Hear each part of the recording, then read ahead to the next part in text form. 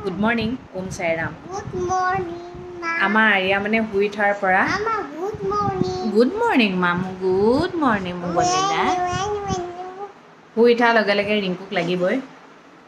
আৰু ৰিংকু মানে ৰিংকুৰ ওচৰত আপত্তি শেষেই নহয় ৰিংকুৱে তাইক মাৰে গালি পাৰে চব কৰে কিন্তু তথাপিও ৰিংকু পিছে পিছে ঘূৰি ভাল পায় গমছেনে ৰাতিপুৱা শুই উঠিও লাগিব পিছবেলা শুই উঠিও লাগিব মুঠতে ৰিংকুক তাই মুখৰ আগত লাগিবই ক'ত কেৰেলা আহিছে মুঠতে আপত্তি শেষেই নহয় আৰু এতিয়া চাকিখন জ্বলাই আহিছোঁহে অঁ মা মোক ইয়াত মাৰিলে ক'ত মাৰিলে ৰিংকুৱে ইয়াত মাৰি দিছে মই ৰিংকুক গালি পাৰি থৈ আহিছোঁ নহয় দেই মোক কলিজাটোক মাৰিছে অ' ইমান ধুনু পোৱালিটোক মাৰিব লাগেনে বাৰু হা আজি মই খাব লৈছোঁ মিঠা আলু আৰু গাখীৰ দেই যিহেতু আজি বৃহস্পতিবাৰ হয় ব্ৰত বুলি সেনেকৈ কৰা নাই কিন্তু মানাটো মানি থাকিম কিন্তু গাখীৰ খাব পাৰি ন মিঠা বস্তু খাব পাৰি যে নিমখে খাব নোৱাৰি খাব লৈছোঁ ক্ষীণমানবোৰক কৈছোঁ আপোনালোক বহুত সুখত আছে গম পাইছেনে ময়ো এটা সময়ত ক্ষীণ আছিলোঁ ময়ো বহুত সুখত আছিলোঁ এতিয়া শকত হৈ চালোঁ নহয় বৰ কষ্ট কিয় ক'লোঁ জানে এয়া বহিলোঁ নহয় এয়া দিছে বহিছোঁ উঠিবলৈ বেলেগ দিগদাৰ কঁকালত ধৰি যায় জানে ক্ষীণ হৈ থাকক শকতবোৰক হিংসা কৰি লাভ নাই গম পাইছে ক্ষীণেই বেষ্ট এতিয়া ক্ষীণাবলৈ ইমান চেষ্টা কৰিছোঁ উফ ৰাম অকণমান স্পীডত যদি খোজকাঢ়ি দিওঁ উফ ৰাম ক'বই নালাগে আগতে হিল পিন্ধি আছিলোঁ ভৰি পিঠবোৰ শকত হোৱা নাছিলে এতিয়া হিল পিন্ধিব নোৱাৰা হৈ গ'লোঁ আগতে মই অকল পেঞ্চিল হিলহে পিন্ধোঁ দেই অকল পেঞ্চিল হিল এতিয়া অকণমান টাইম পিন্ধিলেই ভৰি পিঠবোৰ কেনেকুৱা বিষ হয় মানে কি ক'ম আৰু গম পাইছেনে ক্ষীণেই বেষ্ট ক্ষীণাই থাকক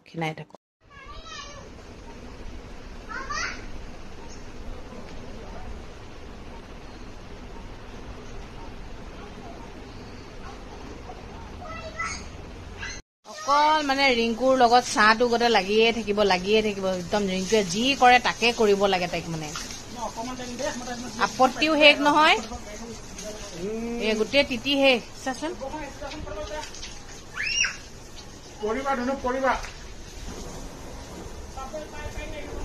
আমি এতিয়া ওলাই যাওঁ ক'ত জানে মামী ঘৰলৈ আৰিয়াই আকৌ মামীয়েকক খুব ভাল পায় নহয় যাওঁ বোলো কিমাননো ভিতৰতে সোমাই থাকিম হয় নাই থৈ যায় ড্ৰাইভাৰে আমাক দৰ্জাখন নক কৰা বেলেগ ভাল পাইছে একদম এক্সাইটেড হৈ গৈছে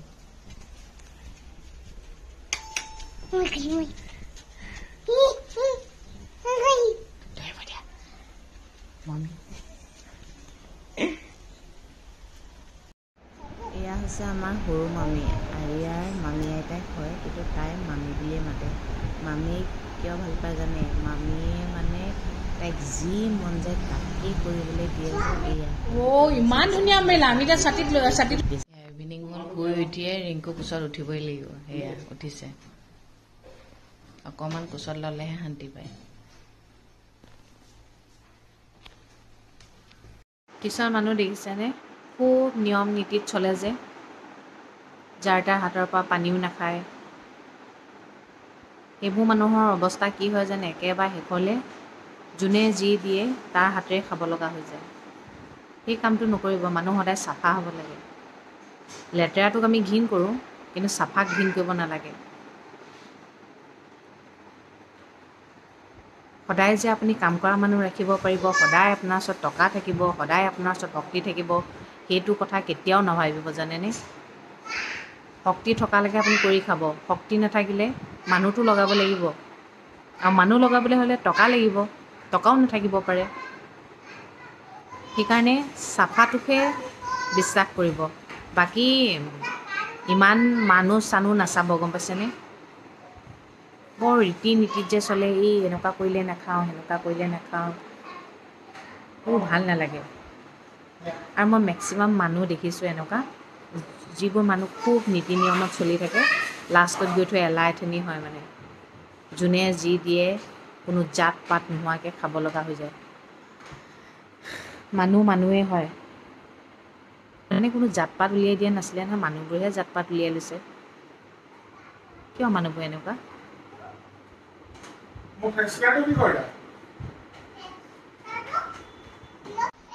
দেউতাকক লৈ ইমান কনচিয়াছ, ফ্ৰেছনাৰ, চাবোন নাইকিয়া হ'লে একদম ধুবলৈ।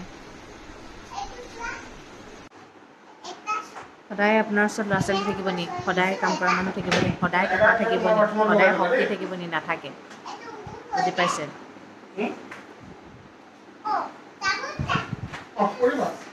বহুত মানুহ দেখিছোঁ তেনেকুৱা।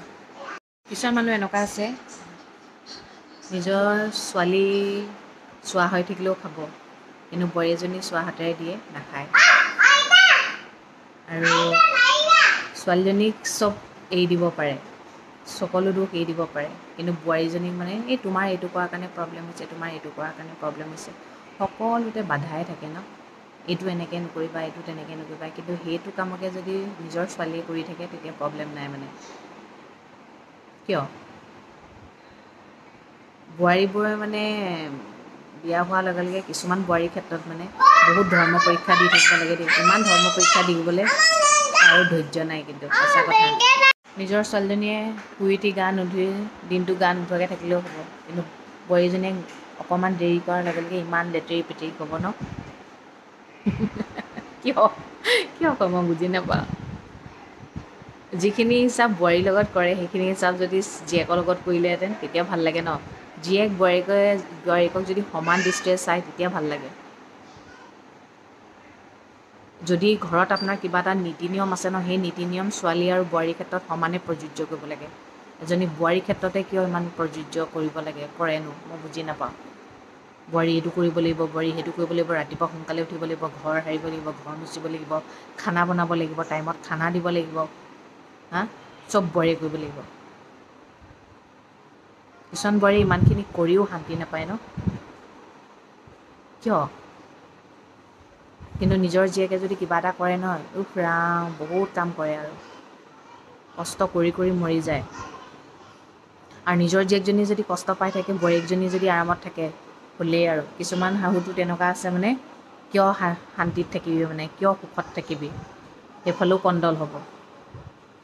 বোৱাৰীজনী মুঠতে এনি টাইম দুখত থকাটোৱে বিচাৰে, সুখত থকাটো একদম নিবিচাৰে কিছুমান শাহুৱে।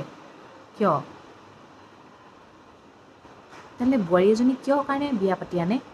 ইমান নীতি নিয়ম বোৱাৰীজনীৰ ক্ষেত্ৰত যে লাগে, জীয়েকবোৰক কিয় নিশিকায়? জীয়েকবোৰতো কাৰোবাৰ ঘৰৰ বোৱাৰী হয়গৈ।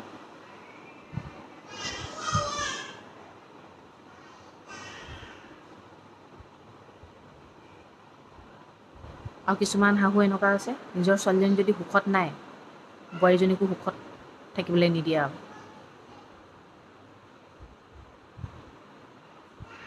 মুঠতে সেইফালে যদি কাজিয়া হ'ল, এইফালেও কাজিয়া কৰি দিব। মুঠতে বোৱাৰীয়ে জীয়ে সুখত থাকিলেহে বোৱাৰী সুখত থাকিব পাৰিব। এইবোৰ কথা নি বাৰু? কিছুমান শাহু যে সেইকাৰণে পায়গৈ ন সময়ত, সেইকাৰণে বোৱাৰী কিছুমানে এৰি দিয়ে। কিছুমান শাহুক যে যি কৰ কৰি থাক বুলি এৰি দিয়ে যে, নাচালেও বিপদ, চালেও বিপদ, নোচোৱাই ভাল। আজিৰ দিনটো বৰ বৰিং লাগিছে, বৰষুণ দি আছে, ভাল লগা নাই দেই। লাগিলে ৰ'দেই দিয়ক, কিন্তু বৰষুণ দিলে মই বেয়া পাওঁ দেই। ঠিক আছে তেন্তে দিয়ক, আজিলৈ ৰাখিছোঁ। সদায় কোৱাৰ দৰে কওঁ, ভগৱানে সকলোৰে মংগল কৰক, সকলো সদায় ভালে থাকক। Good night.